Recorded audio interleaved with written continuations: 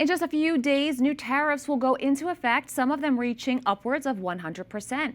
President Trump announced the tariffs yesterday, which will target a range of products from household goods to heavy trucks and even some pharmaceuticals. Brand-named or patented drugs will face a 100% tariff. However, it will not apply to drug makers who are building manufacturing plants in the United States. The tariffs are set to take effect on October 1st. Joining us now is Mitch Roschelle, Principal and Chief Strategy Officer at Madison Ventures. Welcome. Good to see you, Veronica. As we just mentioned, the tariffs target pharmaceuticals, trucking, and home furnishings. Wall Street and Main Street are responding. Can you break it down for us? Interestingly enough, you mentioned Wall Street. Wall Street shook this news off like it was nothing, almost like it was not news. They seem to be more interested in the Ryder Cup than they did the tariffs. And the reason is, since the original announcement of tariffs earlier in the year when the market imploded in response, I think market participants and Main Street participants have realized that tariffs have not been as inflationary as they had been predicted. And since they really aren't showing up day to day in household goods, people have said, well, maybe that's, a big nothing burger. But the fact remains that they're out there, and the long-term impact of tariffs will be inflation. It's just that we haven't seen it yet. Is there a potential for this to impact drug prices in the U.S.? I think so, but if you look at the intent, the original strategy was to name countries and then slap a tariff on everything that comes into the United States from that country.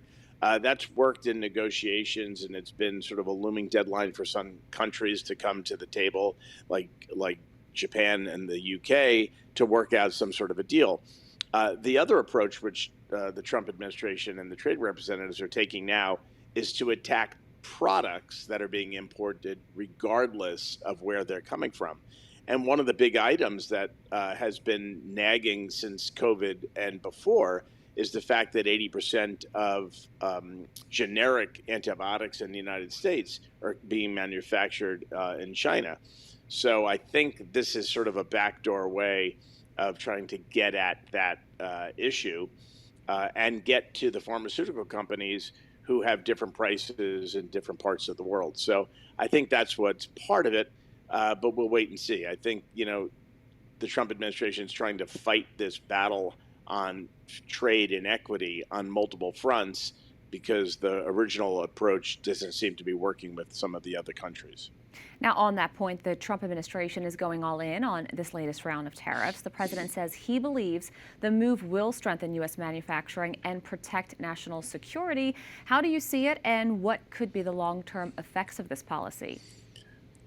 Well, certainly having pharmaceuticals like antibiotics, and let's remember the most prescribed drug in the United States, or group of drugs in the United States, and if not around the world, are antibiotics. So having 80% of them manufactured in a country that we certainly have security concerns about is a problem.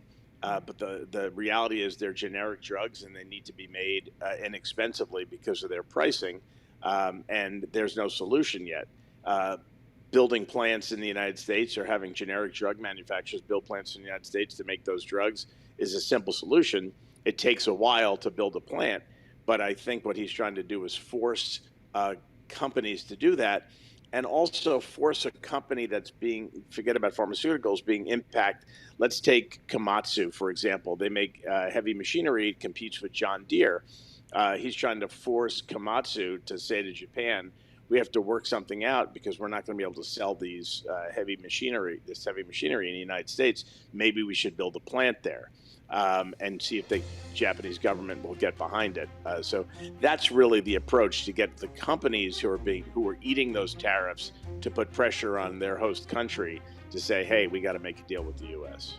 Mitch Roschelle, thanks so much for joining us this evening. You bet.